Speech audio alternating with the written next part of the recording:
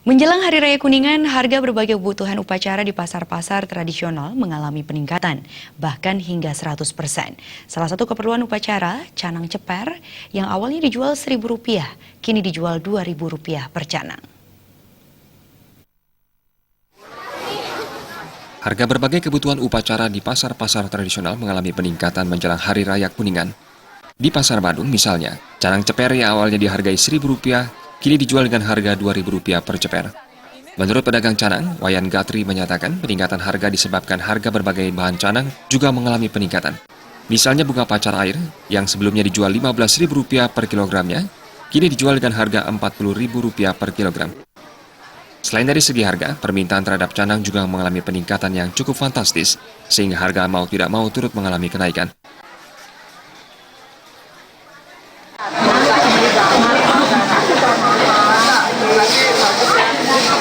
Peningkatannya kira-kira berapa persen?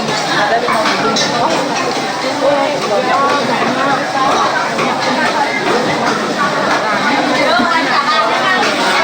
Harganya juga lebih mahal.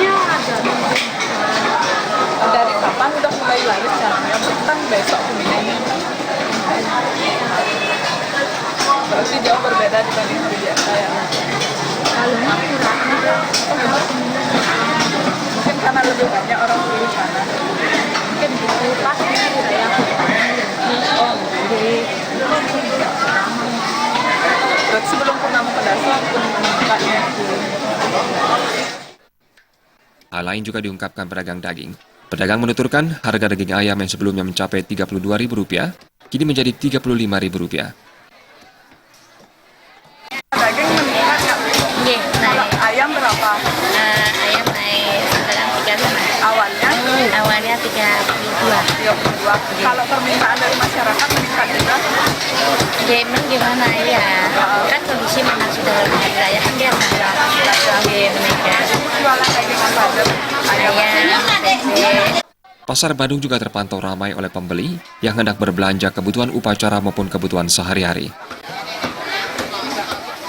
Desa Karyani, Bali TV.